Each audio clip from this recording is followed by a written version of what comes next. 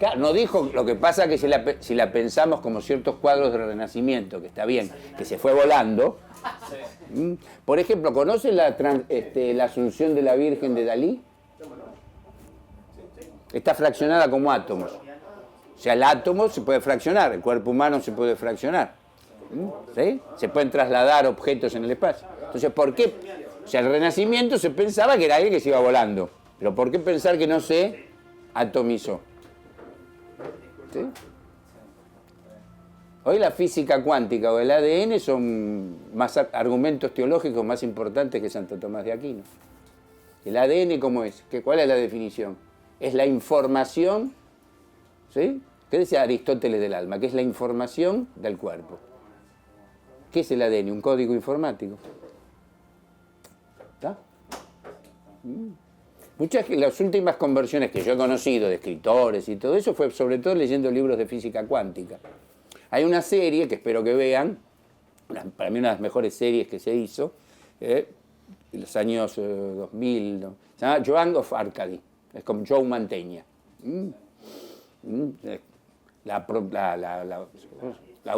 Dos temporadas porque era demasiado católica. La autora, Barbara Hall, se convirtió al catolicismo, leyendo un libro de física cuántica, que se llama, lo recuerdo, se llama Modern Physics and Ancient Beliefs. O sea, física moderna y conocimientos o fe antigua o tradicional. Cómprelo. ¿Qué? ¿Lleva a pensar eso también? Lleva, claro, sí. Igual Teilhard de Chardin es una persona que dentro de ciertos círculos católicos, hay muchos católicos, más aún, un católico italiano y un católico irlandés y un católico polaco y un católico armenio. Estamos en lo mismo de alguna manera, pero tienen historias muy diferentes, ¿no? Y Teilhard de Chardin es una persona, un pensador, por ciertos sectores supuestamente conservadores, porque para ser conservador hay que saber que se conserva, ¿no? Una cosa es ser conservador y otra cosa es momificador, como Roderick Usher. Atenti, ¿no? Entonces, para ciertos sectores supuestamente conservadores, Teilhard de Chardin es una especie de... No, para nada. Porque siempre lo toman como un optimista. Entonces yo siempre, cuando puedo, no un optimista que vamos al punto mega, claro, pero yo siempre cito un párrafo del fenómeno humano que precisamente no dice eso. Ese párrafo siempre se lo elude. Que es una cosa que creo que le hemos charlado, alguno de ustedes estaría presente en otro seminario. Él dice que ya murió en el 55, ya se había descubierto el ADN y todo eso. Entonces decía que ya todo el conocimiento que tenemos es suficiente. Ya conocemos cómo funciona el organismo humano por dentro y la Vía Láctea. O sea que el plano de la creación ya lo tenemos. Entonces que a la humanidad solamente le faltaría... Están en umbral. Vean Misión a Marte de Palma, lo va a explicar mejor. Bueno, que hay que cruzar ese umbral. Ahora, si no lo cruzamos, el mal... Acuérdense, murió en el año 55. El mal... y la crueldad conocerá momentos como jamás en la historia. Es eso. Claro. O sea, ya sabemos, ya tenemos el plano interno, el ADN, y ya conocemos la Vía Láctea y otras galaxias. Entonces ya tenemos el plano de información. Bueno, Misión a Marte, no sé si les ¿cómo se llama? Les spoileo al final, pero vieron que solamente uno decide quedarse. Ese sería el que entiende que hay un orden. Otro quiere venir pues extraña a los hijos, otro extraña a la mujer, la viuda, yo qué sé qué. Es así. Así que al contrario, hoy en día la teología, por otro lado muy interesante, San Agustín, escritores maravillosos, pero hoy en día las pruebas teológicas son más bien relacionadas con la física cuántica, la etología, por ejemplo, ¿no? O sea, el comportamiento animal. Lean a Konrad Lorenz, evidentemente. O sea, hay un plan. Y la resurrección no hay que imaginarlo así que se fue volando con sandalias y todo. No, se fue fraccionando a lo mejor. ¿Sí? La fisión del átomo, ¿sí? Si este era Dios. No, ya estaba descubierta antes que Karl Bohr, ¿sí? Que Einstein y que todos ellos, que Heisenberg. Obvio. Entonces, no hay tiempo. Entonces, de alguna manera, eso puede ser eso. Imaginarse de esa manera. ¿sí? Obviamente los pintores del Renacimiento lo pintaban de esa forma. No sé si lo creían literalmente que se había ido volando. ¿Está? ¿Se entiende? ¿Sí? Es como en Vértigo. O sea, todas las cosas que se descubren hoy, hace 20, 40, en física y en química, si ese es el problema, por ejemplo, cuando uno lee a Stephen Hawking, de la máquina, ese poquito de teología le hubiera venido bien, porque insiste en descubrir determinadas cosas sobre el tiempo que un poco de teología clásica le hubiera venido bien. El problema es que es clave, o sea, está separado los dos conocimientos. El conocimiento científico y el conocimiento filosófico. Obviamente no es que se separaron porque se quisieron separar como hermanos que se llevan mal. Los separaron. Esto que se llama modernidad, esto que se llama sociedad industrial, esto que se llama capitalismo, dividió a la ciencia, a las llamadas ciencias duras, de la filosofía, una de cuyas ramas es la teología. ¿Está? El cine, desde Griffith, es el puente, no es el único, yo trato también de ser un puente, pero yo al lado de todo soy un puentecito. Recuerden que pontífice quiere decir el constructor de puentes. Así que cuando alguien me acuse de pontificar, me está elogiando. Estoy construyendo puentes entre el cine, ustedes, Platón, Teilhard de Chardin. Eso es pontificar. Pero también el uso de las palabras ha sido destruido, prostituido, dado vuelta. Imagínense que todavía que si el señor de la esquina usa mito como mentira. ¿Sí? Ya con eso, o confunde símbolo y alegoría. Es un símbolo, es una alegoría. No. Son cosas totalmente diversas. Por supuesto, esa confusión no tiene la culpa el señor de la esquina. Bueno, un poco la tiene. Así, quiero decir, si es cartonero y tiene que mantener a 15 hijos y está en la calle, no tiene la culpa. Si es un tipo, perdón, José, que vive por acá, en esta zona, es un pelotudo que se rasca las pelotas, ¿sí? Y merece caer en lo peor del infierno. Porque tiene oportunidad, de alguna manera, de estudiar, de leer, no de boludear en Wikipedia viendo pelotudeces. Teilhard de Chardin tuvo un momento de moda, otra forma también de liquidar a ciertos pensadores es hacerlos de moda en un momento. Había una revista en los años 60 llamada Planeta, que era una pelotudez total, y se encargó precisamente de vulgarizar muchísimo a Teilhard de Chardin. Teilhard de Chardin. Jardín en francés. Entonces, la cosa está muy jodida. Nunca he ocultado esto, la cosa va muy mal. Pero, y no solo acá, al menos en lo que se llama Occidente está muy, muy jodida. Pero bueno. Piensen que podría estar peor. No. Usted, Fareta, no piensa que todo esto en realidad, y Cristo, y yo qué sé, y Hitchcock, y todo eso, si en realidad sigue habiendo injusticia y todo eso, ¿no? Sí, entonces digo, pero imagínese el mundo, ¿no? ¿Sí? Sin Platón, sin Cristo y sin Hitchcock. Por lo menos hubiera sido peor. Si nos ponemos un poco frívolos, hubiera sido más aburrido. Recuerden lo fundamental que tiene Vértigo. A lo mejor algunos lo conocerán, me lo dirán por primera vez, o lo han leído, no importa. Vértigo es algo que todos los pasos que se dan, ¿no? Son creados por Gavin Elster, ¿no? Son falsos, pero en realidad todos son ciertos en un punto, ¿no? Muerte y resurrección, salida del agua, despojamiento, desnudamiento, prueba del laberinto, el bosque. O sea que Gavin Elster es el demonio. Si lo agarramos a Gavin Elster, recuerden, ¿no? Que la Costa Azul, che, vos te quedás, sos el demonio, sos malo. No, yo creo que para quedarme con la guita de mi mujer. El mal incluso se desconoce como mal.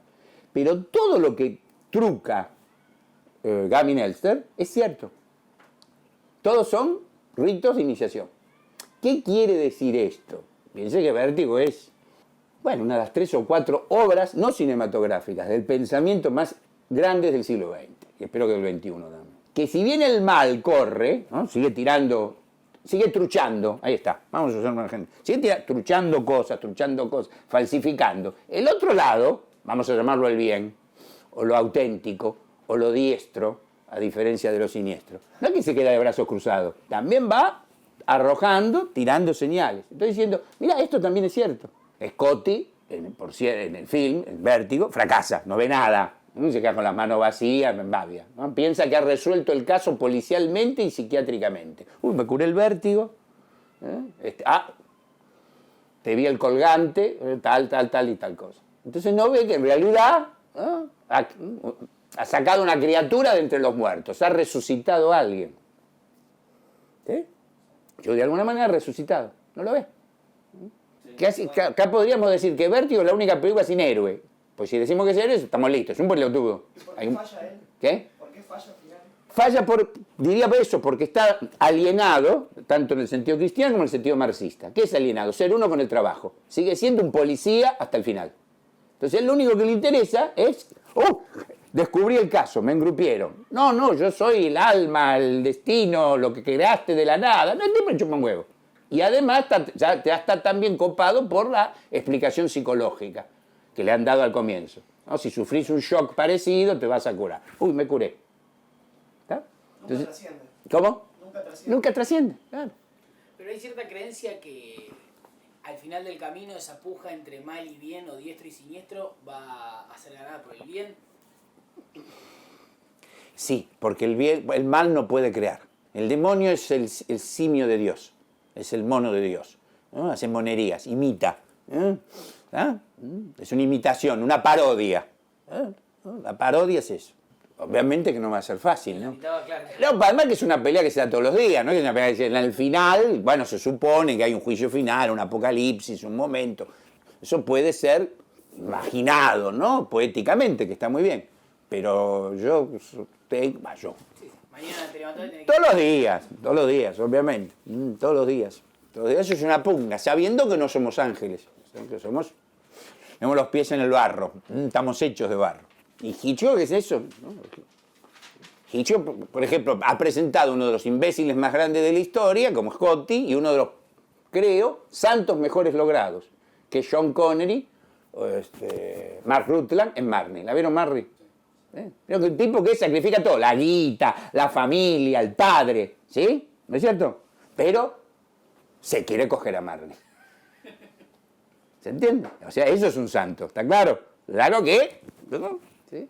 O sea, sacrifica guita, fama, posición social, los recuerdos de la mujer, pero, ¿sí? ¿Se entiende? Es humano. ¿Cómo debería terminar Vértigo o qué debería pasar en Vértigo para que Scotty no sea un pelotero? ¿Cómo tendría que terminar la Ilíada sin que aquí le liquide a Héctor? ¿Qué sé yo? No tengo la menor idea. Pero no. Hay una explicación. Sí. Porque Hitchcock, jesuíticamente, ahora tendríamos que entender más a los jesuitas, ¿no? Tenemos uno de los nuestros, bueno, el primer papa, juega para decir, él no entendió, vos sos más vivos que Scotty. Claro. Pero no, si es un actor conocido, ganó el Oscar. No, vos, claro, la ventana es discreta. Él se queda dormido. Sí. Y la otra pela una revista de moda. Primero, en grupo que está leyendo, no sé, Viaje a través del Himalaya, no sé. Es eso. La pareja reconstituida con la hermana de la afinada, en Psycho, en Psicosis. No, que Psycho. No es psicosis, psicópata, Psycho. Escuchan ahí al psiquiatra y se creen todo. Después nosotros vamos y ya sabemos más. Y además sabemos que Norman Bates también tenía otro lado, ¿no? No era eso solo. Ahora lo que dice el psiquiatra es cierto. Esa escena en Psicosis siempre me llamó la atención. Sí. Mira, desde 1960 llama la atención. Pero Hitchcock, que es alguien que nunca explica la película. Claro. En un momento, que algo tan... Es que no la explica. Un poco. Explica un poco, lo que dice es cierto, pero todo lo demás no. Quiero decir, es algo, un dilema. Sí. Yo nunca lo tuve, francamente, pero no por... Pero tal vez porque conozco un poco... Es obvio que él tiene razón, digo yo, ¿no? ¿Qué? No, eso es bueno, ya para empezar. El criterio, el verticalismo ahí es muy bueno. Él tiene razón. Él tiene razón, claro, pero es un desafío. Claro. Pero después, ¿cómo termina? Termina con Norman. Además, Norman te salvó, es eso. Termina con el auto, ¿no? Claro. O sea, sale con una suerte de resurrección, respiramos ese tipo de cosas. ¿Ah? Y lo que dijo Norman antes es eso, la ayuda a Marion. ¿Sí? ¿No? Todos tenemos nuestra propia trampa, ahora tiene la propia trampa, es eso. ¿No? Recordemos algo fundamental en Psycho. La madre, la señora Bates, no es una madre castradora y posesiva. Era una señora que tenía amantes, qué sé yo. Él se imagina que tiene una madre castradora. Más aún, durante dos escenas, podemos saber que Norman Bates se viste de mujer. ¿Cómo termina la escena en la ducha? ¿Cómo sale esa señora? Corriendo. O más la anciana esta que está paralítica corre más que Messi. Es imposible. Cuando él está vestido como Norman, ¿no? Y sube las escaleras, mueve las caderas. Otra cosa que hoy tampoco se podría sostener porque se supone que no, como las mujeres mueven las caderas. Bueno, en 1960, me acuerdo, yo era chico, las mujeres movían mucho las caderas. Hitchcock hasta 1960, digamos, ¿no? Y después también. Pero hacia 1960 tenía 2 o 3 críticos franceses, 2 o 3 argentinos, vamos a ser justos, ¿eh? Y creo que algún norteamericano, ¿no? Pero tenía curiosamente 2 en Inglaterra, que eran los únicos que lo querían. Hitchcock era muy detestado en Inglaterra. Se fue, era católico, ¿no? Bueno, en fin, la tenía todo. Entonces había 2 que sacaban una revista muy humilde, si es que los ingleses pueden serlo, que se llamaba Movie. Era Ian Cameron y el otro no recuerdo. Uno Ian Cameron. Entonces, los 2 únicos hitchcockianos en Inglaterra. Entonces empiezan que si Psycho esto, lo otro. Y Hitchcock lo hizo muchas veces. Bueno, Truffaut es un paseo. ¿No? Eso también es jesuítico. Ustedes se están poniendo demasiado serios, ¿no? Entonces dice, pero mire, dice, en realidad Psycho es una película, si la vemos bien, es una película extremadamente divertida. ¿Cómo divertida? Claro, dice, es como el Tren Fantasma o la Casa de Juegos, ¿no? Vamos haciendo pasar a la gente de terrores como el Tren Fantasma, de menores a mayores. Los tipos pensaron que Hitchcock era el que le estaba arruinando el juego a Apolo. Y en realidad es eso. El Tren Fantasma, o la Casa de Juegos, es una supervivencia del rito de iniciación del laberinto, donde cada vez se ven más monstruos, uno muere y otro resucita. ¿Sí? Muere alguien y resucita. Y aunque las actrices que usan son parecidas. Pero Hitchcock era difícil seguirlo, porque te estaba haciendo una broma, aparentemente, y si esto es una película en broma. O sea, es el Tren Fantasma. Los otros que no estaban a la altura de Hitchcock, ¿quién podía estarlo? Por eso la explicación del cigarro, que es cierta en un punto, no es cierta en otro punto. Hay una gran película argentina, de Hugo del Carril, no más allá del olvido, que la más grande película que se ha hecho aquí, que se llama Culpable. No sé si la vieron. No estuvieron por el Malva últimamente. Bueno, es una película de una doble vida, es una de las películas más extraordinarias de 1960, en Argentina. Al final, hay como pero bueno, tendría que contar un poco, ¿no? Pues a alguien que se le aparece un enviado del otro mundo con un chorro cuando está agonizando y tiene una... Bueno, que puede ser una alucinación, es cierto. Pero al final hay como una suerte de voz en off que da como un... Ahí está, como el psiquiatra de Psicosis. Justo es del mismo año, fíjense. En 1960, o sea que ese año estaba bendecido. Entonces aparentemente esa voz en off da como una suerte de explicación de lo que hemos visto. Si vemos la película, vemos lo anterior, esa persona, sea lo que sea, una alucinación, lo que fuere, está equivocada. No, además, De Palma mantiene la escena en Vestida para Matar. Claro. Entonces, claramente soy yo. Sí, pero es Hitchcock. Es De Palma. Es De Palma, claro. El cine es una cosa muy seria. Sí. Así van a ver esas pelotudeces, sobre todo parisinas, donde la gente habla 40 horas y dice boludeces, o hay que esperar como uno se hace la paja 15 horas, y bueno, ¿qué quieren? Jódanse. No es tu caso, evidentemente. Insististe más allá del discurso del psiquiatra, claro, no te fuiste a ver un bodrio de los países del este, digamos, ¿no? Con pinturas del Bosco que se mueven. Es un insulto a la inteligencia. O con levitaciones con música de Bach. Ese es un director católico, pero un pelotudo haciendo cine, Tarkovsky, ¿no? Pues, mal. Un buen católico a lo mejor, pero como director un espanto. Entonces pone gente que levita, ¿sí? Música de Bach, palomitas, ¿sí? Es alegórico. Es alegórico. Está bien intencionado, sí, pero el infierno está... Camino al infierno está lleno de buenas intenciones. ¿Está claro? Por ejemplo, si vieron, no sé, son unos mártires, desde luego. Bueno, no porque son los primeros 10 minutos, así que puede ser. El sacrificio. No, mejor. Para el sacrificio hay no sé, primero hay 10 horas de un cuadro de ¿cómo es? La adoración de los Reyes Magos de Leonardo da Vinci, meta plano con eso. Entonces llega un cartero, en serio, que cita a Nietzsche. Es en Suecia, los carteros que saben que en Suecia son... sí.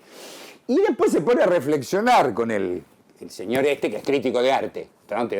Menos de eso no te baja.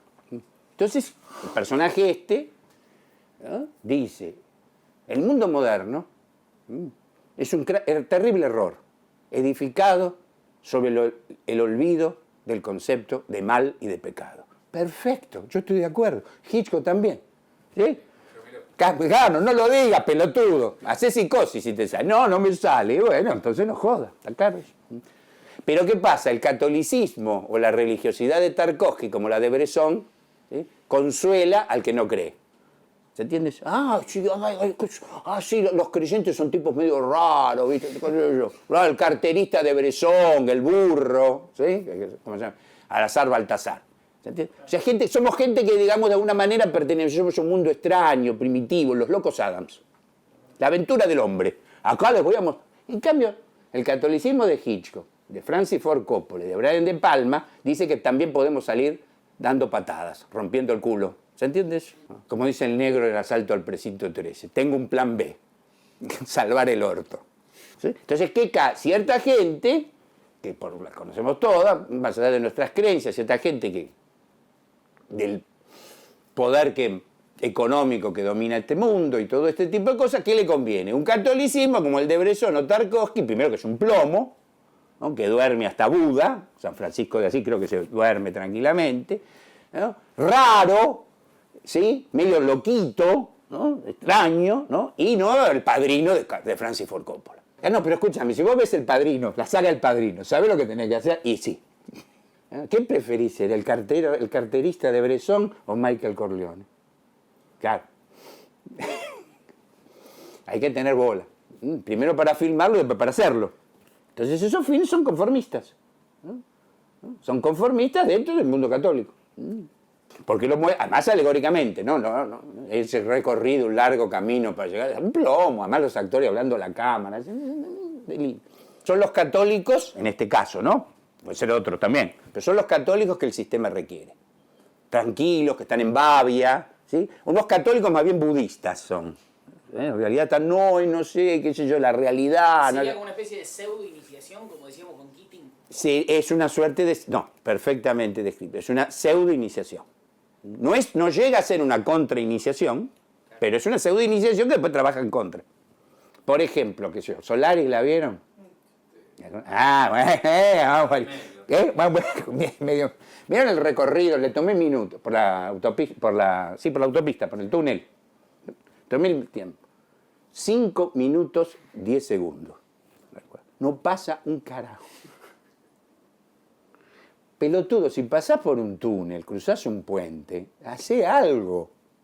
Un pasaje, no pasa nada. Vieron que está el padre, el hijo, no pasa carajo. ¿Sí?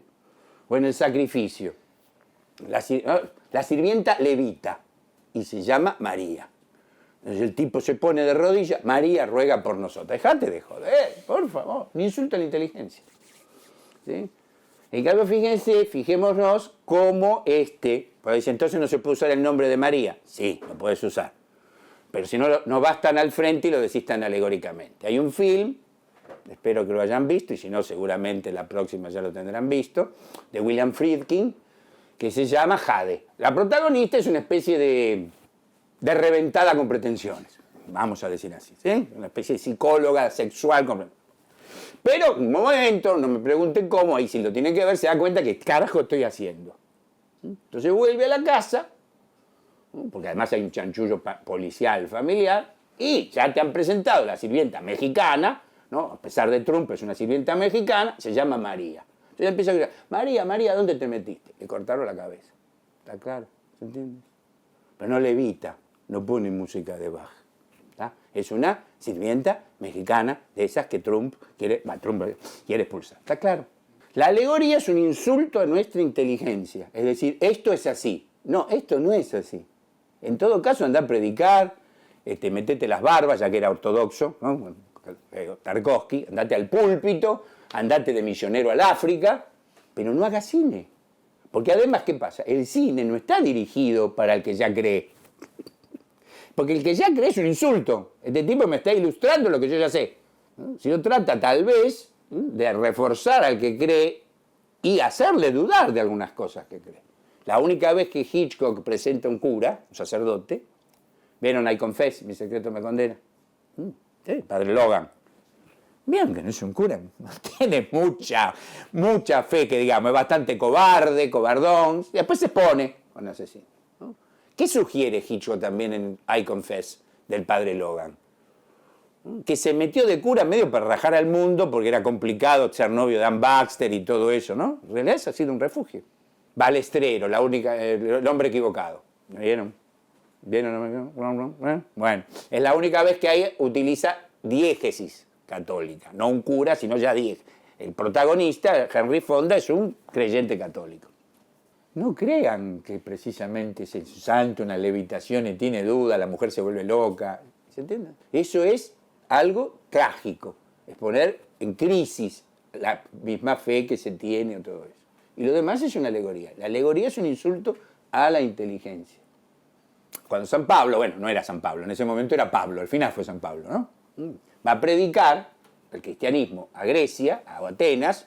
Bueno, obviamente tiene que amacarse, porque no era predicar en el desierto ahí de Palestina, donde eran camelleros y todo eso, sino que San Pablo, ¿qué era? Era un judío culto, un ciudadano romano y que manejaba el griego igual que Platón. Entonces sabía que cuando predica en el Ágora, en Atenas, tiene que predicar no solo en griego, sino con argumentos ya de los creadores de la filosofía. Entonces, en un momento, tiene que traducir este enemigo de la humanidad, que hasta ese momento el mismo San Pablo conocía, siendo judío de origen, por sus nombres semitas. Satán, Satanás. Yo me imagino, ¿qué carajo hago? Entonces recordó que en griego el antónimo, la palabra contraria a símbolon, es diabolon. Y ahí empezó a llamarse diablo. ¿Se entiende eso? ¿Qué es el símbolon? Sin balein, aquello que une. El diabolon es aquello que separa. Así que la alegoría es diabólica. Aún metafóricamente, ¿no? Separa, viene para separar. Es eso como, ¿no? Cuando yo era joven, no hace tanto, se hizo bastante más de lo que... Entonces atrás mío se veía uno de estos plomos y se corría la señora, o el señor que codiaba a la señora, y dice, che, ¿qué carajo quiere decir esto? Obviamente pues salían de ver un embrollo bermaniano, se iban a comer una pizza, o capaz que no, y se olvidaban y en todo caso decían, che, con el compañero de oficina, sí que interesante, una película muy profunda, se habían dormido como una ostra, ¿no? Y se veían un western por televisión, está claro. También era muchas veces para estar cerca de alguna compañía femenina, en mi caso, ¿no? Femenina, y entonces, sí, qué interesante, chicos. ¿Qué tenés que hacer? Pero después, pero eso puede usarse, digamos, por razones jesuíticas, pero no te lo vas a tomar en serio. No te vas a tomar en serio la muerte jugando al ajedrez. Es esa cosa, no. Es una boludez, créanme que es una boludez. O golpes bajos, ¿no? Gritos y susurros. Es un delirio, la película, qué sé yo, no se entiende un carajo, hay varias historias, pero en un momento hay una mujer, ¿no? que tiene, qué sé yo, que tiene asco que el marido se la coja. Entonces, de un momento, rompe una copa, se corta la boca y empieza a sangrar. Bueno, no sé yo. Ahora, cuando el tipo va, además el tipo va con los ojos inyectados en sangre, ¿vieron? Como el Mano Santa de Olmedo. ¡Ah! Entonces la mira, está en la cama y se pone el vidrio, disculpen ustedes, dentro de la vagina. Más que golpe bajo, ya entendemos que no quiere coger. Sí, no, pero sigamos por la... Es eso, son todas estupideces. Y obviamente son films escapistas. ¿Qué les parece más escapista? De nuevo este ejemplo que hago siempre. Políticamente, más políticamente y desde la Argentina, ahí está. No importa que lo hagan en otro lado. ¿Qué les parece más escapista? esta que se corta el vidrio, las sirvientas que se llaman María y que levitan, o Sobreviven de John Carpenter. Políticamente. ¿Ah? ¿Cuál les parece más comprometida, arriesgada? ¿No les parece? Menos escapista. ¿Qué hay que hacer? ¿No? Pues obviamente, ¿no? Estos invasores, ¿no? ¿Qué hay que hacer en un banco? Pero ahí está, vamos a lo fantástico, ¿no? ¿Qué hace para utilizar esto? Para seguir lo que comenzamos la vez pasada. Para hacerlo fantástico lo desplaza, son invasores, no son humanos, tienen forma de calavera, vienen del planeta Pirulo. ¿No? Ahí está. Pero obviamente, pero no obviamente, si queremos, como segunda historia, estos son los yuppies, los capitales. Está claro. Y además la pelea entre el negro y el blanco. Es cierto, es una cita al hombre quieto de John Ford. Pero fíjense en qué cita que es. No es que vamos a citar la pelea de Victor McLaglen y John Wayne porque soy cinéfilo. La diferencia entre negros y blancos la crean los banqueros. ¿Vieron que el tipo no se quiere poner los anteojos? Porque dice, no, este es un blanco más que me quiero. ¿Vieron que se pone los anteojos? ¡Uy! Son todos invasores. Tenías que ponerte los anteojos. ¿Por qué? Porque divide. Divide y reinarás. Pero vieron que Carpenter nos dice, che, divide y reinarás. Nos estamos peleando entre nosotros cuando hay un enemigo común. Esto lo tenés que sacar vos. Claro. Hay que mover el orto para, ¿no? Y usar un poco las pequeñas células grises, como diría el detective de Agatha Christie, Hercule Poirot. ¿Está? Entonces ese otro cine, ojo, ese otro cine, pseudocine, esas novelas, obras de teatro, también pasa exactamente eso, ¿no? Son escapistas, ¿no? Pues dicen todo, te mandan un mensaje, yo las padecí, yo fui adolescente en los años 60, así no fue, no se terminaba un mensaje, ¿no? La clase media era una porquería, había que tomar las armas, porque la clase media era un bochorno, ¿sí? Éramos, ¿sí? ¿Quién iba al público? ¿Tú la clase media? ¿Qué estaban representando? Es una bella miseria. ¿Está acá? O Norma Rae, que es un plomazo político, ¿no? Que el derecho a huelga, ya lo sabemos. ¿Se entiende esto? ¿Sí? Eso ya está. No, pero no, en el Estado no sé dónde no existe. Bueno, no existirá el Estado dónde, pero sí se entiende lo que es el derecho a huelga, ya lo sabemos. Como decía Buñuel, yo no voy al cine a pagar una entrada para que me expliquen lo que yo ya sé. O como decía Borges, yo no pago una entrada de cine, yo no entro en un cine de la calle Lavalle, ¿recuerdan cuando en la calle Lavalle había cine? Bueno, yo no pago, para ver en la pantalla una proyección de la calle Lavalle. Tiene que ser otra cosa. En todo caso, la calle Lavalle levemente desviada. Ahí está, con un elemento fantástico.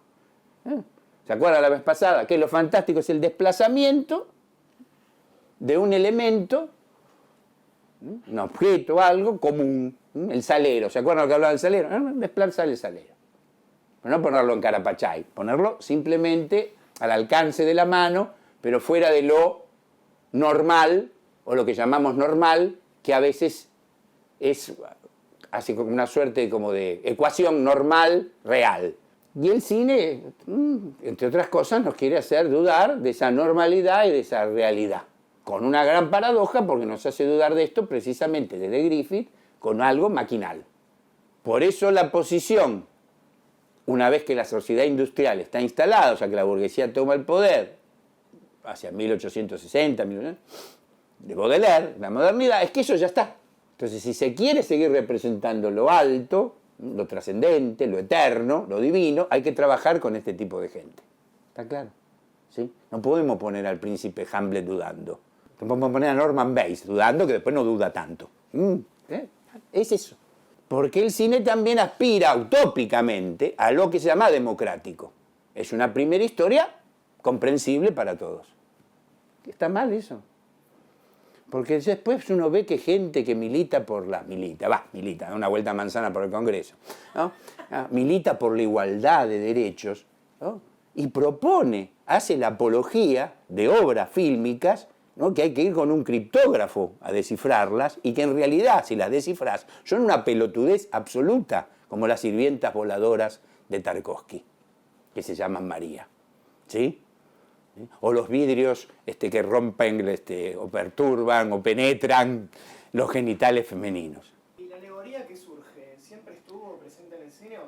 va o algo así por el No, la alegoría aparece desde el comienzo. La alegoría es un problema que arrastramos desde los griegos, es un problema, ay, me odio la palabra, fundante.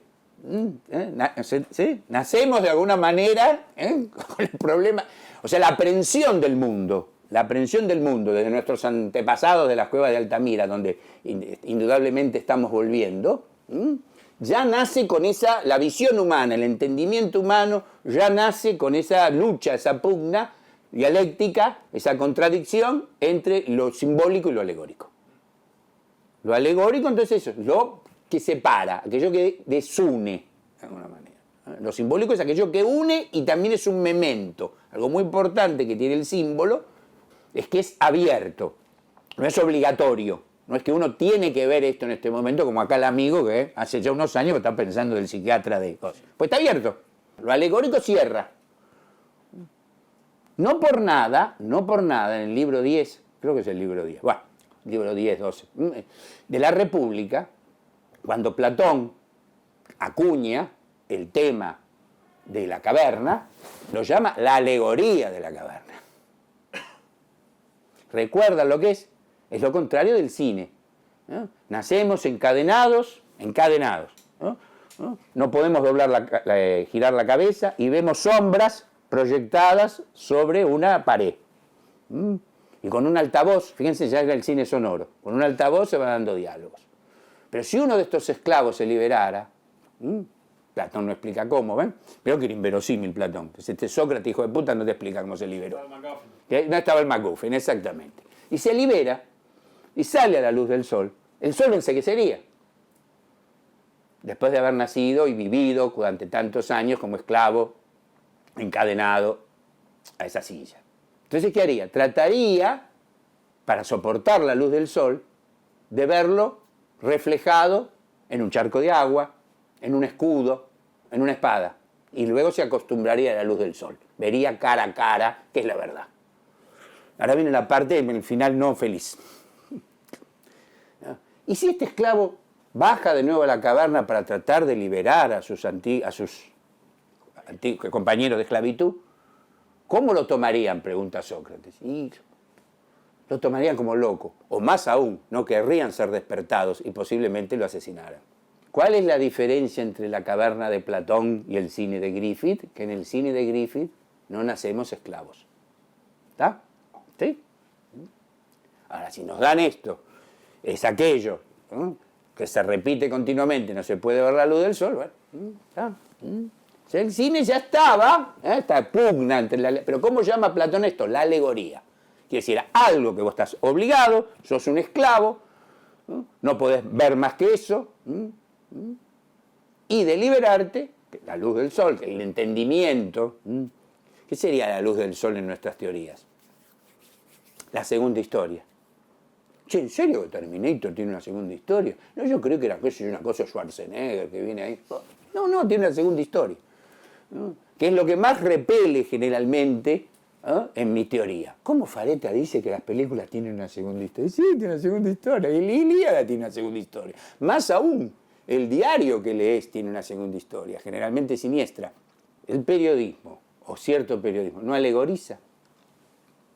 La segunda historia es eso, es aquello que nos comunica con otra cosa. No en sentido trascendente, que bien puede serlo, sino que somos algo más, como diría Walt Whitman, de lo que son. Yo soy algo más de lo que tengo o lo que soy entre mi sombrero y mis zapatos. Soy algo más. Y ese algo más lo comunica a algo que ahora llamamos arte, pero que existe desde las cuevas de Altamira. Es un plus. El arte es un plus. Algo que está en pugna continua con la economía y la biología. Con la economía. La economía en todo sentido. Al hacer arte, no sabemos para qué sirve eso. No lo sabemos, sobre todo en la modernidad. No tiene ningún destino. Aunque se invierta, qué sé yo, 500 millones de dólares como Titanic, se podía haber fundido. Y contra la biología porque nos aparta de eso que nos... tan bello, por cierto, por otro lado, pero que nos encadena a la reproducción, al sexo, ¿sí? Al deseo sexual. Es una sublimación, de alguna manera. Pero siempre está en pugna con la economía ¿no? La economía también de fuerzas, de energía, ¿no? Porque hay canutos que no son canutos del bolsillo nada más. Hay canutos espirituales, ¿sí? Hay canutos, ¿sí? Mentales, hay canutos religiosos. Entonces siempre pugna para que esa economía, que del griego es oikos nomos, administración de lo propio, administración del hogar. Fíjense lo que convirtieron de estos hijos de puta la palabra economía. Es conciencia del hogar, de lo propio. Oikos nomos, nomos es ley, fácil. Oikos, lo propio. Por eso el padrino, entre tantas simbologías, tiene la de la familia. Eso es, administra lo económico. Claro, después tienen que encargarse de Cuba, después tienen que encargarse del Vaticano, de la política mundial y de todo eso. Pero está en pugna con lo económico, ¿no? Más que con, si me permiten, se me ocurre ahora, muchas de las mejores cosas que yo creo que son de las mejores se me ocurrieron así, dando clases, porque trato de no ser canuto. Por eso siempre digo, no mi teoría. ¿Cómo es que digo? Nuestra teoría. ¿Ah? Lo repartimos. No, mi teoría. Steve Jobs, acabo de inventar no sé qué cosa, ¿no? Que lo mostraba, ¿vieron? Cuando la plaqueta no sé qué, lo muestra como que, antes de morir, ¿no? Qué curioso. Como la tabla de los 10 mandamientos. Ahí tenemos otra alegoría. Y curiosamente una alegoría para mostrar que algo técnico, ¿no? La plaqueta, no sé cuál, el no sé qué, es algo que son como los 10 mandamientos de hoy en día. Los 10 mandamientos según alguna pintura renacentista. Así que el boludo se equivocó. Por ejemplo, la escena de los mendigos del año 60. Che, hay que jugarle al 60 mañana. Yo, 1960 creo que hay que jugarle. Viridiana, es de 1960. Esa la vieron, ¿no? Viridiana. Bueno, el momento que los mendigos, ¿no?, reproducen en un momento el fresco, la última cena de Da Vinci. Entonces la acusaron de blasfema, Entonces los jesuitas lo defendieron. Como había estudiado Buñuel, los jesuitas, sabía que el padre garpó las cuotas ahí en Calanda y en Aragón, entonces le devolvieron el favor. Si no, pues ¿no sabes qué? La última escena no sabemos qué fue. Es la última escena interpretada por Leonardo da Vinci. En todo caso es una blasfemia contra Leonardo da Vinci. Porque es una representación. Entonces el tema del símbolo y la alegoría es un tema que recorre todo el pensamiento occidental, pensamiento político, pensamiento de eso. Básicamente, esto sucede, pasa, ocurre, lo padecemos a partir de la sociedad industrial. La sociedad industrial ya no tiene vuelta. Salvo que se la vuele, salvo que uno se haga esa especie de personaje de John Carpenter que fue una bomber. Yo siempre digo, ¿qué es una bomber? Es Snake Plissken. Parece que se tomó en serio las películas de Carpenter. Una forma un poco extrema, tal vez, ¿no? Si esto lo vamos a filmar en serio, ¿no será apología del delito? Entonces, no, es eso. O se lucha dentro de lo que se llama la revolución industrial. El cine es eso. Recordemos que Griffith venía del sur de Dixie derrotado por el norte yanqui industrial. Griffith, al ver una máquina general y una máquina que duplicaba, imitaba la vida, como diría Douglas Sirk, tendría que haberla agarrado a martillazos. Porque su familia, su Dixie, habían perdido la guerra precisamente por la invasión yanqui. O se creen que los yanquis declararon la guerra al sur porque querían liberar la esclavitud. Lo que querían era tener obreros en la General Motors, obviamente. Eso no se lo cree ni, no sé. Bueno, entonces Griffith tendría que haber rechazado la máquina. Eso es el genio. Hizo un golpe de judo. Entonces usó la máquina que lo había vencido a él, a su familia, a su progenie, a la visión del mundo agraria o tradicional que representaba, y usó esa fuerza en contra. ¿Está? Algo así como John Connor, justo en Terminator 2, ¿no? Hay una escena que le sacan el chip a Schwarzenegger y la madre, no me sale el nombre ahora, Sarah Connor, sí. Intenta destruirlo y John Connor dice que no lo quiere destruir y después usa esa máquina para tirar en contra de él. Claro, tal cual. Además hemos dicho que la primera es, si hacemos la relación, puedo repetir. Además, créanme, después de 40 años lo mejor son las repeticiones. Porque es repetición y diferencia, ¿no? Y al mismo tiempo yo repito porque si repito me doy cuenta si lo que se llama actualización doctrinaria. Al repetir, pero si esto no funciona, me sirve a mí también. Por eso cuando yo digo se entiende, lo digo a mí. ¿Se entiende? Estoy diciendo, está explicando de nuevo el símbolo, está explicando la posición con la alegoría. ¿Se entiende? Porque el símbolo, ¿qué es también? Actualización. Es algo, es un arquetipo, como diría Platón, un tipo final, arque es meta. Sería el tipo, la figura que llega a una meta.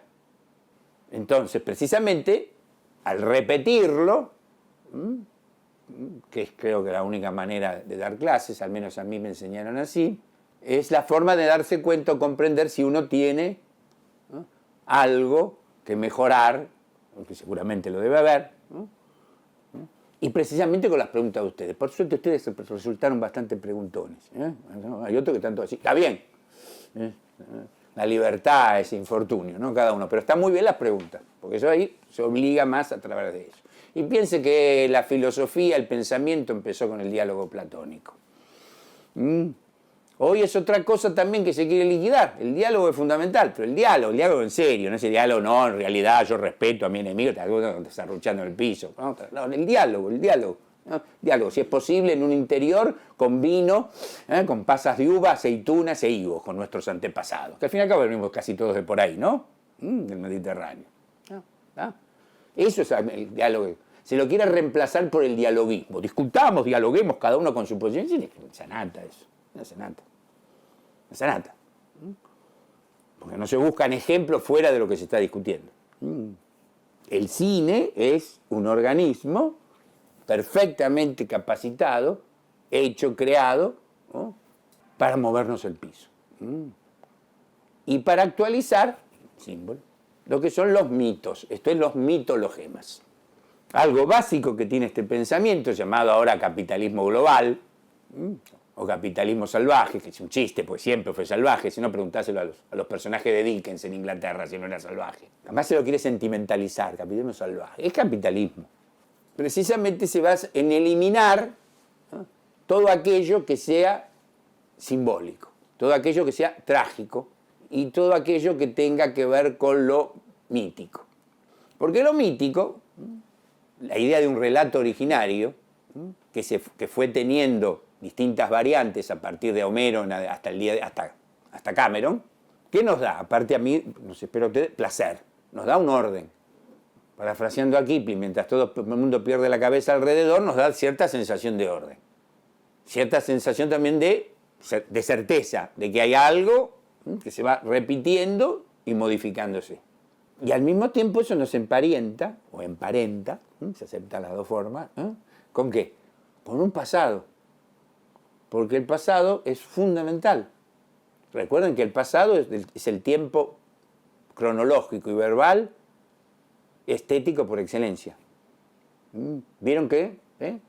Desde la tragedia griega a Terminator, las cosas pasaron, es el pasado. ¿Cuál es el problema? El pasado. ¿El futuro qué es? Una resolución de ese pasado que tenemos cada uno, como personajes históricos, como personajes políticos, como personajes biológicos, como personajes de una determinada familia. Y hacia un futuro. Pero sin tiempo pasado, no hay drama, no hay tragedia. Y acá lo que se trata en el mundo es liquidar el pasado. O inventarse un pasado totalmente delirado. O, un problema típicamente de la Argentina, aunque ya parece que nos están imitando bastante, cada 10 años cambiar de posición. Yo ya que tengo 66 años, ya los gobiernos cada uno cambia, 10 años viene y cambia todo, el pasado. Eso es absurdo. Pero no es eso, sino que también el mundo va cambiando. ¿Por qué? Porque el capitalismo, el liberalismo, se basa en la novedad y la obsolescencia. Entonces tiene que crear novedades y que al mismo tiempo limiten con lo obsoleto, para que nosotros cambiemos el celular, el corte de pelo, qué sé yo, el lugar de vacaciones. Y también para que cambiemos las supuestas ideas, que no son muchas ideas, sino son ideologías, ¿no? Son interpretaciones pantallas. Ideología, fulano tal tiene... Ideología es un concepto marxista, no fue creado por Marx, fue creado por un filósofo francés de la época de Napoleón, de Stud de Tracy, pero que lo organizó. El sentido de ideología en Marx es un sentido negativo. ¿Qué es ideología? Es una interpretación pantalla de acuerdo al mundo, cómo se producen determinadas mercancías, que no nos hace ver la realidad. Así que la ideología es algo negativo, ¿no? Entonces, fulano de tal tiene determinada ideología. Si tiene determinada ideología es que tiene una interpretación pantalla. Es algo erróneo. Es algo creado por los medios de producción para no hacerlos ver determinado tipo de realidad. Esta es otra palabra también que se utiliza más. En el cine se reemplaza esto, se intenta reemplazar, ¿no?, con el pensamiento mítico. La idea es que hubo un relato originario, y o muchos relatos originarios, o variantes, o que llamamos mitologemas, siguiendo a Karl Kerenyi, y que ahí se van repitiendo. Por ejemplo, la herida del héroe. La herida del héroe. Que puede ser física, generalmente física. ¿Por qué? En lo fantástico, una cosa que no dije la otra vez, hay algo fundamental sobre determinado film fantástico, de Val Newton, Cat People, todo eso. Lo fundamental, o uno de los elementos fundamentales del pensamiento, del arte, de la expresión fantástica, ¿sí?, es lo que se llama suspensión fantástica. Y ahí viene suspenso también. Hay que suspender una cualidad, en algún determinado personaje con respecto a lo normal. Aquí, bueno, aquí es obvio, ¿no? Aquí es, en la medida que están los dos autómatas y todo ese tipo de cosas y todo eso. Pero también, en lo fantástico, se basa en que el determinado personaje tenga algún tipo de anomalía. Y generalmente, estoy pensando en esta trilogía de films que han visto y seguramente, espero, yo soy un maestro totalmente anarquista en eso, ¿no? No doy deberes, porque como diría Giorgi, ¿cómo le voy a dar deberes si el placer no puede ser obligatorio? Hay una trilogía de films, con respecto al tema, vamos al tema de la mujer, que son Cat People, de 1941, Marnie, de Hitchcock, de 1964, y Carrie, de Brian De Palma, de 1977. Los tres personajes son femeninos, y los tres tienen para crear determinada, para marcarlos, ahí está, hay que marcarlos, es el talón de Aquiles, no, el vértigo no, ya se usó, tienen que una anomalía aparente de tipo sexual. Tanto Irene en Cat People, como Marnie en la misma película, Marnie, como Carrie, tiene una anomalía sexual. ¿Por qué es esto? Porque es aquello, lo corporal, lo físico, lo biológico, que más nos une en general con respecto a lo colectivo. O sea, todas las acciones y las metáforas físicas es el puente más perfecto de alguna manera, más útil y más tradicional, más arquetípico para representar expresiones psicológicas, anímicas, espirituales. ¿Por qué? Porque todos tenemos el mismo cuerpo. Y el cuerpo es la objetivación pura de la voluntad, como decía Schopenhauer. La voluntad de vivir, ¿sí? La tenemos en el cuerpo. Por eso las acciones físicas en el cine, ¿y el cine qué es? Kinema, es movimiento. ¿Sí? O sea que toda película, si es cine, es un cine de acción. ¿Vieron que dice cine de acción? El cine es de acción. Kinema, ¿qué quiere decir acción? Obviamente hay acciones que nos echan a dormir, como Rip Van Winkle, ¿no? Se mueve algo, pero se mueven los cuadros, se van moviendo los cuadros, pero después no pasa absolutamente nada. Así que sería un cine de acción en doble sentido, de acción física, del pasaje del film, y también de esto. Pone en movimiento, en acción, a nosotros. Por eso los films de acción, los films de situaciones físicas, el fantástico, el western, el policial, el melodrama, utilizan o ponen el subrayado en el elemento físico, porque sabe que es lo más democrático que hay. Y lo más, ahí está con Teilhard de Chardin, aquello, ¿no?, que evolutivamente sabemos que nos podemos identificar de tal manera. eso que sentimos precisamente en la boca del estómago, o en el diafragma, ¿no? Porque en realidad, básicamente, ¿cuál sería el elemental o fundamental o básico juicio estético? Lo que sentimos acá en la boca del estómago. Algunos, desde los griegos, a ese sentimiento físico que sentimos en la boca del estómago, en el diafragma, lo queremos entender. Y ahí nace la filosofía y la teoría, ¿sí?, que es contemplación en griego, theorein, de la cual, por cierto, se puede prescindir, sonamos, José, se puede prescindir tranquilamente. Pero algo en nosotros, en algunos de nosotros, llamado humor melancólico, que no es depresión, nos incita a saber más. ¿Está? ¿Sí? Sería como la corrección del fruto prohibido del paraíso. Este hay que morderlo hasta el carozo. Entonces, ¿qué es la primera imagen, el plano general, que vemos en el film? Automóviles. Algo que es automóvil, se mueve por sí mismo. Muchos, masivos. Parece la cadena de montaje de la Ford. Un vaivén, infancia, que obviamente después va a tener otro significado, ¿no? La del niño, la del joven John Connor. Vaivén, movimiento, algo arcaico, que todavía sobrevive en el mundo moderno. Entonces tenemos los automóviles, la hamaca. ¿Por qué la infancia? Bueno, obviamente podría ser que es raro un tipo grande se esté hamacando. Pero ¿por qué pone la imagen de un chico? Primero, para hacer una simetría con John Connor, con la situación de John Connor como chico, como niño, o más o menos.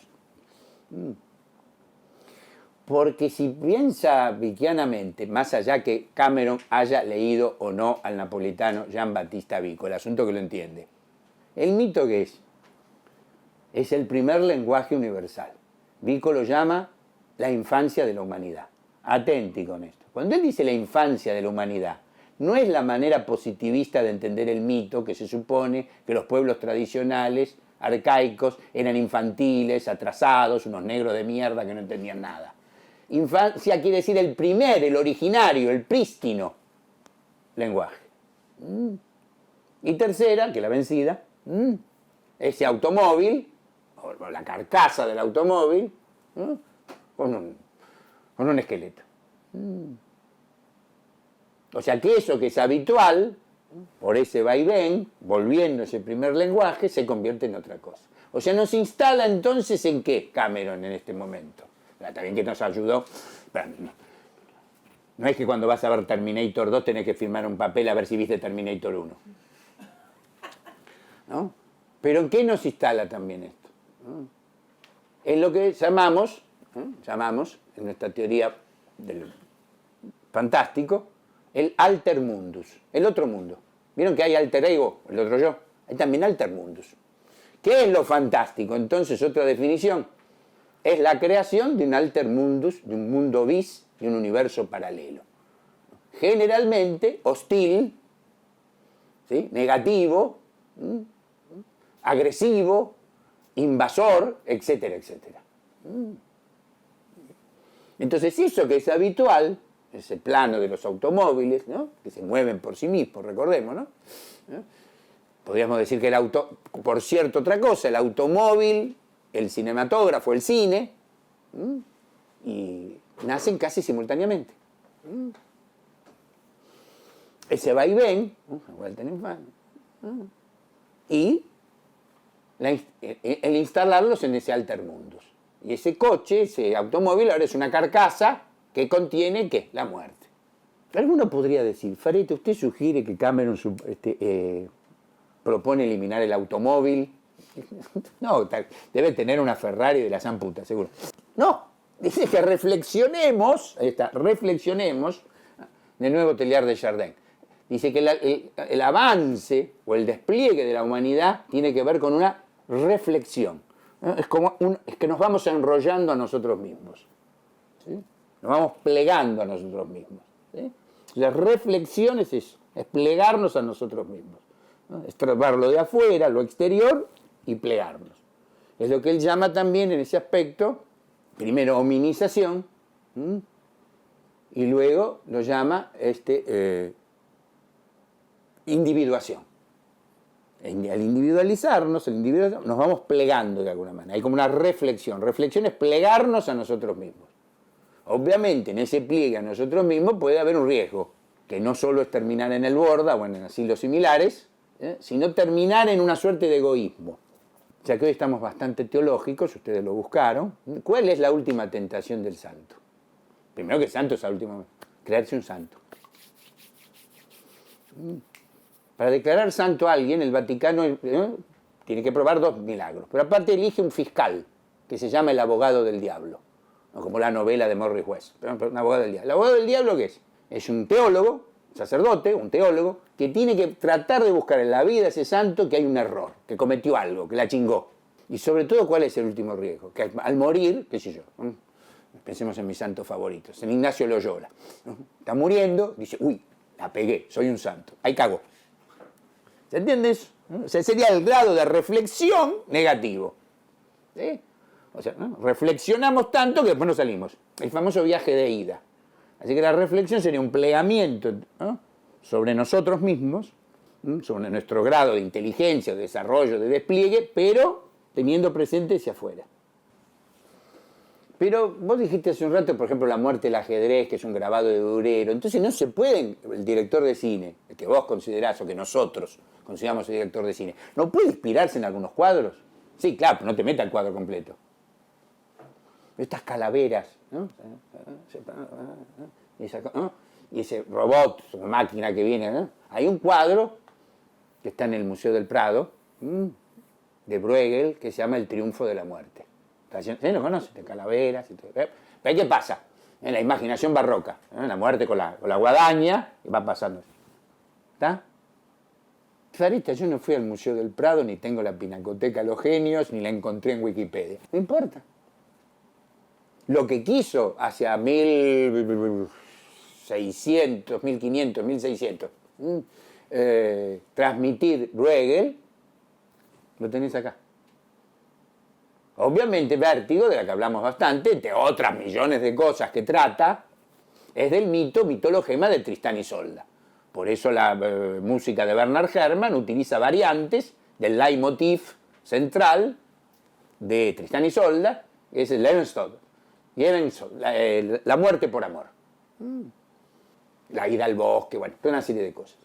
Yo no vi, nunca escuché la ópera de Wagner, por otro lado, es Hueso duro de roer, Wagner, ni leí sobre Tristán y Isolda, ni conozco nada del mitologema de la parte de la leyenda del rey Arturo. ¿Se ve Vértigo? ¿Se entiende? Es la transmisión de lo mismo. ¿Está claro? Eso también es el mito. En cambio, cuando se pone esa imagen, que es, que el primero nos instala en el alter mundus. Este mundo pone una voz en off ahí, que va a ser obviamente la de Sarah Connor, ¿no? Que va a ser el relato omnisciente. Y ahí pone eso dentro del código que ya transmite la película, que es esa masacre, la rebelión de las máquinas, patatín, patatán, todo eso. No es que va directamente al cuadro. Así como se pueden utilizar precisamente también citas literarias o poéticas o lo que fuere, pero no con dejar afuera al espectador si no conoce esa cita.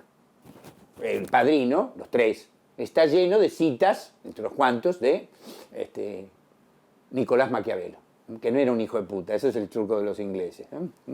Bueno, siempre la ligábamos de otro lado, ¿no? Bueno, un montón, ¿no? El poder solo destruye a aquellos que no lo tienen. Pero no es que va a buscar el libro, ¿vieron que Al Pacino va a buscar el libro de no, lo incorpora dentro de una trama recontra política. O sea que Coppola se siente Maquiavelo.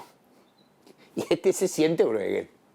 Qué cosa, qué soberbia. Y sí, la verdad que sí. En un punto, el genio tiene un grado de soberbia terrible. Tiene un grado de soberbia, y ahí está de nuevo con la reflexión, tiene un grado de soberbia y tiene un grado de humildad. Porque si fuera soberbio, esto lo guardaría para sí mismo. En cambio, busca formalizarlo, darlo forma. ¿Sí? Esto de los primeros dibujos de la caverna de Altamira, ¿no? Esa reflexión, esa internalización, busca ser expresada o volcada hacia muchos. Así que el genio podría ser una suerte de equilibrio perfecto, o casi perfecto, ¿no? Entre una suerte de egoísmo o vanidad total, y un correlato de humildad o de fertilidad de entregar eso. Eso ya estaba en Espíritu de Simetría Recta Fierro. Mirá por qué es John Connor, ¿no? John Connor, Jesucristo. Si queremos. También le pone un apellido irlandés por la duda. Eso es Cameron. Esta nave, vino el Titanic, está hecha por buenas manos irlandesas. Que la tiene jurada hace tiempo. En vez de poner bombas en Londres como el Aira, hace estas películas. ¿Está? Bien. Perfecto.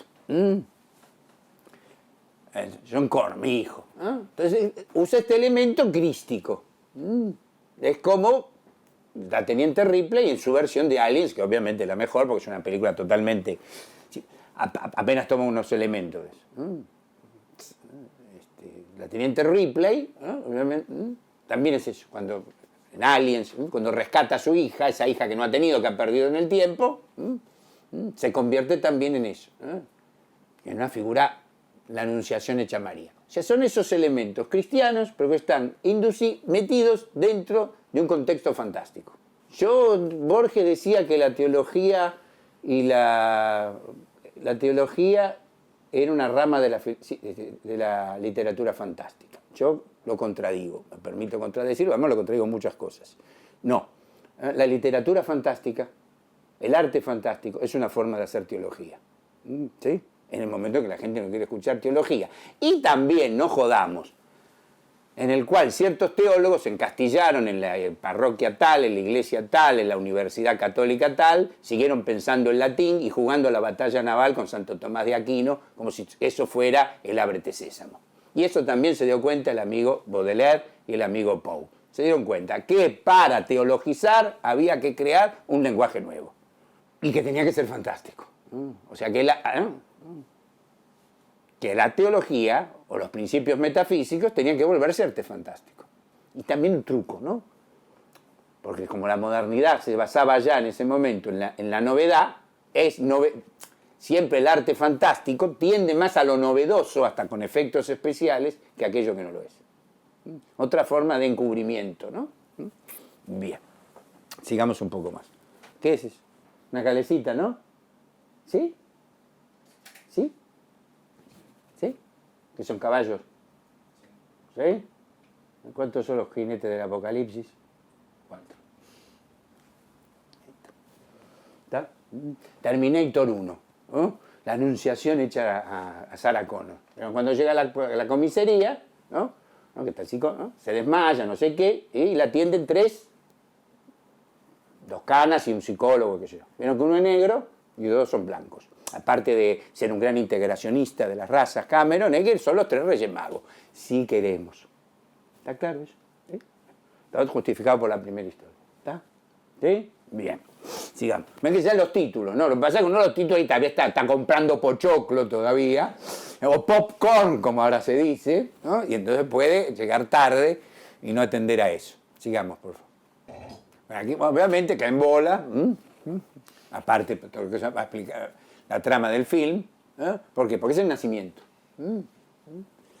En rigor, todos los films fantásticos tratan básicamente también de un elemento que es muerte y resurrección. Obviamente, acá sí, el film juega con su par número 1. Porque ¿en qué se basa? Que hasta bien entrada, no sé, la mitad de la película, pero unos 20 minutos, no sabemos quién de los 2 enviados, si Schwarzenegger o el otro termina, es el bueno o el malo o el enviado para proteger. Así que ahí hay una suerte de simetría interna que desde luego, por supuesto, los films en la autoconciencia, en lo que llamamos la autoconciencia, pueden permitirse. Recordemos que la autoconciencia es la última etapa del cine y es en aquella donde los directores dan vuelta un poco el guante y se atreven a hacer simetrías internas en sus films y a veces omisiones polémicas para que podamos entender esto que sucede. Si bien no es exactamente lo mismo, el jugo de naranja o las naranjas circulan a lo largo de los 3 padrinos. O sea que a su vez ahora los films, como sagas, están pensados también en ese tipo de manera. Es interesante también, importante, que antes de que caiga este tipo, Schwarzenegger, que imaginamos esto, que tiene la máquina y todo esto, esta visión, cae en un lugar, ¿no? De suburbio, digamos, ¿no? Con papeles, papelitos y todo ese tipo de cosas, ¿no? Y que también parte ahí de detalle del camión, ¿no? El camión, de todo eso. O sea que todo trabaja con la idea de la máquina, ¿no? Sobre todo la idea de la máquina. El cine está reflexionando hacia sí mismo como máquina. En rigor, desde El hombre de la arena, de Hoffman, o Frankenstein, de Mary Shelley, el tema es la máquina. ¿Por qué? Porque la máquina es una suerte de doble, es una extensión de nosotros, y crea también esa suerte de situación en la cual nos sentimos identificados y aterrorizados al mismo tiempo. Monstruo viene del latín y significa monstrare, es algo que se muestra.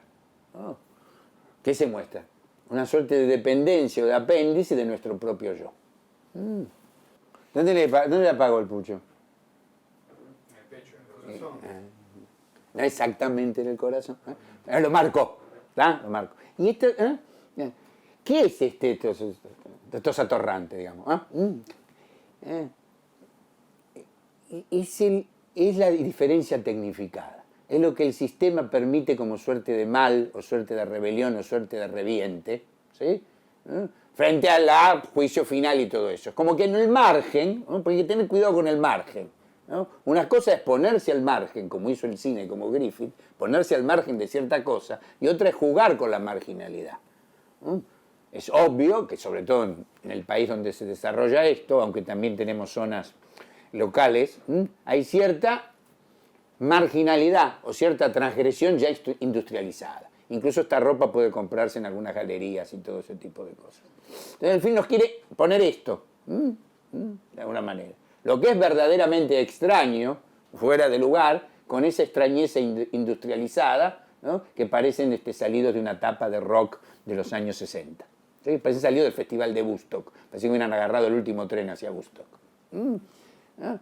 Hay otras... Cambiando lo que haya que cambiar, esto lo compararía, y es muy importante, las comparaciones en la vida son odiosas, en estética, en filosofía, no hay más que comparaciones. Hay una escena de Halloween, obviamente la de John Carpenter, en la cual unos chicos joden al otro, el chico que después va a cuidar de Lori esa noche, que está con una calabaza, y unos compañeros le hacen bullying, que le ponen la gamba, se estrellan contra el zapallo, ¿sí? Y los pibes se ríen ahí, y ahí aparece Michael Myers. Entonces, por un lado está ahí, ¿cómo podríamos decir? El mal, la transgresión permitida, la jodita aún de la infancia, y ahí está, ¿qué? Alguien que quedó detenido en la infancia. ¿Sí? ¿Sí? ¿Sí? ¿Qué harán estos niños que ahora hacen zancadillas, terminarán como el joven Michael Myers? It's up to you, como Nueva York. ¿Está? Bueno, seguimos la próxima. Gracias,